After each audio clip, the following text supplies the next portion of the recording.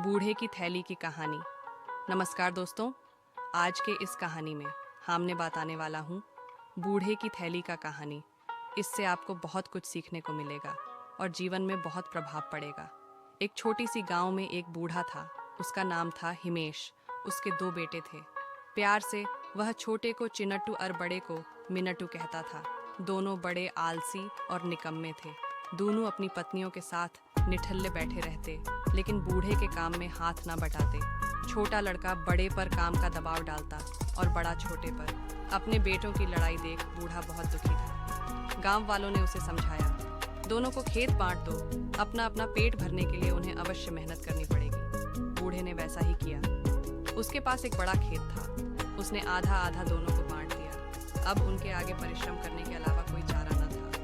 बूढ़ा 1 महीने चिंटू के साथ खाना खाता और 1 महीने मिन्नटू के साथ। थोड़े दिन वे अपने बूढ़े पिता को खाना खिलाते रहे। कुछ दिनों बाद खाना परोसते समय मिन्नटू की पत्नियां नाक भौं सिकोड़ती और कहती, ऐसे कब तक खिलाएंगे इस बुढ़े को? दिन भर बैठा बैठा खाट तोड़ता है और रोटियां हजम करता है। बहुओं के तानों को सुनने के अलावा बूढ़े के पास और कोई चारा भी तो नहीं था। वह चुप रहकर सब सहता। एक दिन दोपहर हो गई, किसी ने उसे खाना नहीं दिया। वह भूख से बिलबिलाता हुआ बड़ा बहू से बोला, खाना दे दो बहू।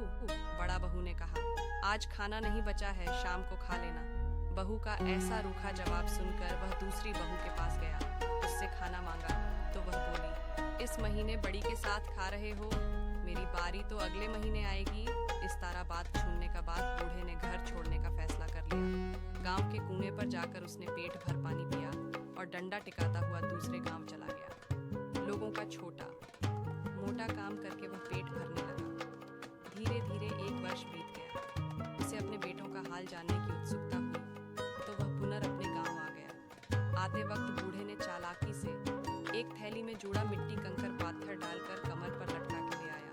बूढ़े को इतने दिनों बाद देखकर उसके बेटों और बहुओं को बहुत आश्चर्य हुआ। बड़ी बहू ने उसे गौर से देखा।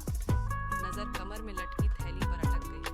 वह सोचने लगी, मजदूरी करके लौटा है बूढ़ा, इसकी पोटली रुपयों पैसों से भरी है। झट घूंघट काढ़ आगे बढ़कर बोली, कहाँ चले गए थे पिताजी? आइए बैठिए, भोजन कर लीजिए। छोटी बहू ने जब यह सुना तो उसे बड़ी तसल्ली हुई। वह सोचने लगी, अच्छा, मेरे घर आकर नहीं बैठे, वरना कौन करता बूढ़े की सेवा। चिन्नटू की नजर थैली पर कुछ देर से पड़ी। उसने यह बात अपनी पत्नी को बताई और बोला, देख, कल पिताजी को अपने घर बुला लाना, प्रेम से उनका दिल जीतने की कोशिश करना, वरना मिन्नटू बहुत चालाक है, उसकी पत्नी भी बहुत चतुर है, पूरी थैली हजम कर जाएंगे वे दोनों। चिंटू मिन्नटू वे दोनों बूढ़े की सेवा करने लगे। दोनों बहुएं खाने पीने का ध्यान रखने लगी। बूढ़ा उस थैली को कभी अपनी कमर से अलग नहीं करता, सोते समय भी अपने तन से चिपकाए रखता। उसके बेटे और बहू की नज़र उस पोटली पर अटकी रहती। एक दिन बूढ़े की मृत्यु हो गई।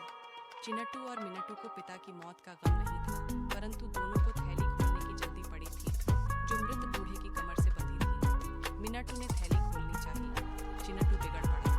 दोनों थैली पर अलग अलग हक जताने लगे। गांव वाले शोर सुनकर आ गए। उन्होंने उन्हें लड़ने से रोका और कहा कि थैली के धन को तुम दोनों आधा आधा बांट लो, लड़ क्यों रहे हो?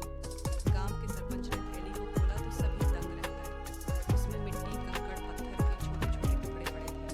चिंटू, मिन्नटू एवं उनकी पत्नियां गांव वालों के सामने मुंह लटकाए खड़े थे और थैली में भरे उन कंकड़ पत्थरों को देख रहे थे।